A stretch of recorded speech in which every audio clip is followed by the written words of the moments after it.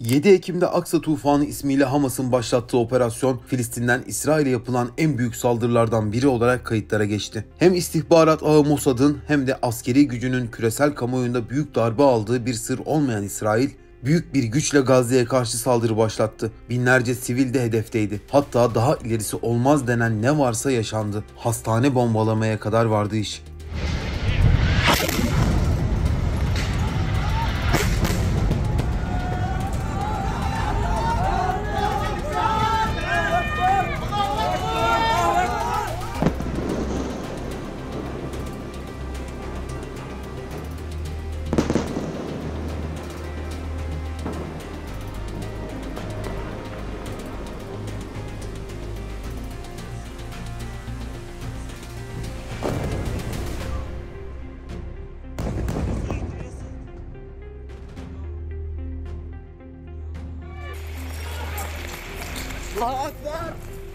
Kara harekatı söylemlerini İsrail sık sık dile getirse de henüz böyle bir atak yaşanmadı. Peki masada hangi ihtimaller var? Kara harekatı olursa İsrail'i Gazze'de ne bekliyor? Ben Hikmet, başlıyoruz.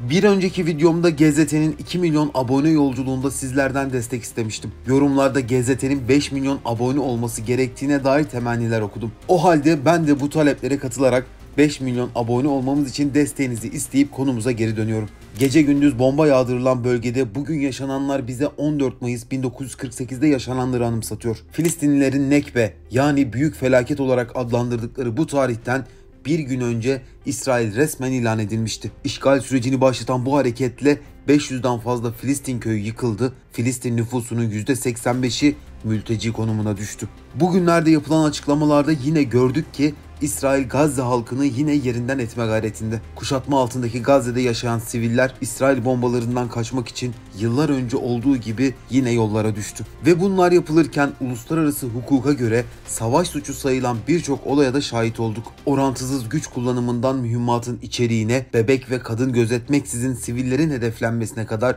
birçok suç sıralanabilir. İsrail'in şu anki tutumunu bir soykırım olarak niteleyenlerin de sayısı azımsanmayacak seviyede. Gazze'yi haritadan silmek istediği yönünde iddialar bile mevcut. Uçaklarla atılan bombaların yanı sıra kara harekatının yapılacağı yönünde açıklamalar vardı. Fakat hava koşulları öne sürülerek ötelendiği iddia edildi.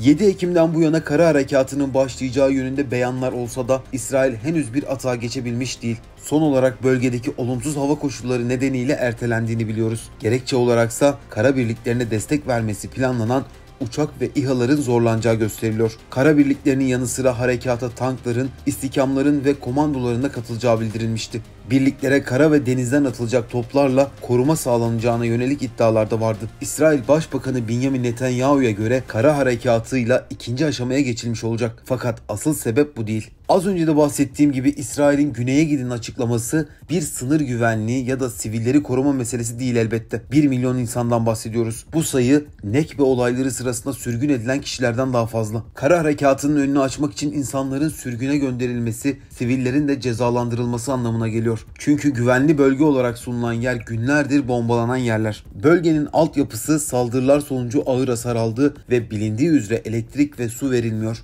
Hali hazırda yakıt sıkıntısının da baş gösterdiği bölgede 1 milyon kişinin taşınması için gerekli olan araç ve ikmal kaynakları da kısıtlı. Peki İsrail'in kara harekatı mümkün mü? Şayet böyle bir atağa kalkarsa İsrail ordusunu Gazze'de ne bekliyor? Gazze'nin altında bir Gazze daha var yönünde beyanlara muhakkak denk gelmişsinizdir. Tünellerin tümüyle Gazze'yi kapladığı, özellikle El Kassam Tugaylarının uzun süredir bu yönde hazırlık yaptığı biliniyor. Buna rağmen İsrail'in kara, deniz ve hava ablukasında tuttuğu Gazze hakkında yeterli bilgi akışı da yok. İsrail'in ikinci aşamaya geçiyoruz açıklaması aslında bu tünelleri hedefliyor. Hatta bugüne kadar birçok defa tünellerin ortadan kalkması için girişimlerde bulundular. 2014 ve 2021'de tünellere yapılan İsrail saldırılarını görmüştük. 100 kilometreden fazla tünelin hava saldırılarıyla yok edildiği iddia edilmişti. Hamas ise vurulan tünellerin oranını %5 olarak açıklamıştı. Tüneller kara harekatının önündeki en önemli engel diyebiliriz. Örneklerine bakacak olursak Afganistan ve Vietnam karşımıza çıkıyor. Yakın tarihin en kanlı savaşlarından birinin yaşandığı Vietnam'da 200 kilometreyi bulan tüneller görmüştük. 10.000'den fazla Vietnamlı buralarda saklanmış, savaş da bu şekilde kazanılmıştı. 4 milyon sivilin hayatını kaybettiği savaş sırasında işgale karşı kazılan bu tüneller savaşın seyrini değiştirdi diyebiliriz. Günümüzde önemli turistik mekanlardan biri ve buralarda ziyaretçi kabul ediliyor. Gazze'deki tünellerin önemi de bu noktada karşımıza çıkıyor. Dünyadaki diğer örneklerinden farkı çok küçük bir alanda 2,5 milyonluk nüfusun var olması. Halihazırda tünellerin olduğu bir noktada operasyon yapmak zaten zorken bir de şehir merkezinde bulunan bu tünellerde hem strateji hem de operasyon yapmak imkansız hale geliyor. İsrail'in sivil hassasiyetinin olmadığını da bildiğimizden aslında olası bir operasyonda yüz binlerle ifade edilen insanların tehlikede olduğunu düşünüyorum. Fakat burada İsrail ordusunun bu tünelleri tespit edememesi halinde ağır kayıplar verecek olması kara harekatının başlayamama sebeplerinden biri. Tünellerin Gazze'ye ambargo uygulanan dönemlerde halkın temel ihtiyaçlarını karşılamak için kullanıldığı, daha sonrasında füze üretim merkezi ve sığınak olarak kullanıldığını gördük. Bir süredir de buradaki çalışmaların yoğunlaştırıldığı ve betonlarla güçlendirildiğine dair bilgiye ulaşmıştık. Tünelin boyutu hakkında çeşitli bilgiler olsa da net bir şey söylememiz mümkün değil. 40 kilometrenin üzerinde olduğuna dair çeşitli senaryolar var ve Gazze şeridinin altında olduğu düşünülüyor. 2021'deki İsrail saldırılarından sonra Hamas tünellerin uzunluğunu 500 kilometre olarak açıklamıştı. Tel Aviv bu büyüklüğe inanmıyor fakat olmadığını kanıtlayacak bir belge de sunmuyor. Dünyanın en uzun metro sistemi olarak kabul edilen Şangay metrosunun 588 kilometre olduğunu hesaba katarsak Hamas'ın açıkladığı tünel büyüklüğünü daha iyi anlayabiliriz. Tünellerin tespit edilmesi halinde beton dökülmesi, bomba atılması ve su basılması gibi ihtimaller de var. Böyle bir durumda tünellerde yer alan Hamas'ın iletişim sistemlerinden mahzen ve sığınaklara kadar uzandığını biliyoruz. Ayrıca silahlar ve füze üretiminde kullanılan malzemelerin yanı sıra 7 Ekim'den bu yana fırlatılan füzelerin üretim üssü de yine bu tünellerde. İsrailli rehinelerin burada tutulduğuna dair açıklamalar vardı. Mısır sınırına kadar uzanan tünellerin betonla güçlendirilmesinin yanı sıra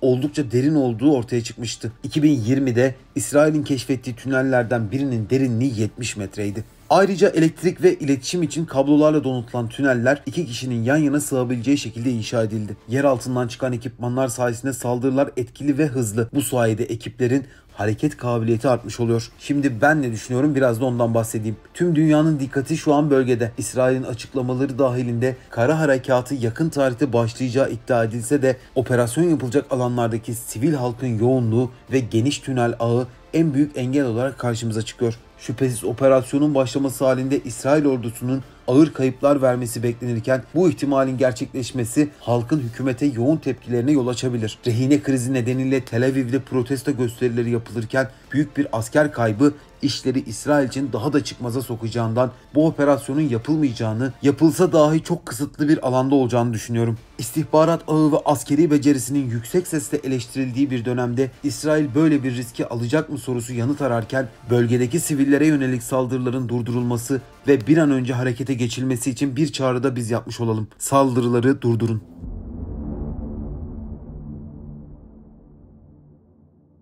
7 Ekim'de Aksa Tufanı ismiyle Hamas'ın başlattığı operasyon Filistin'den İsrail'e yapılan en büyük saldırılardan biri olarak kayıtlara geçti. Hem istihbarat ağı Mossad'ın hem de askeri gücünün küresel kamuoyunda büyük darbe aldığı bir sır olmayan İsrail, büyük bir güçle Gazze'ye karşı saldırı başlattı. Binlerce sivil de hedefteydi.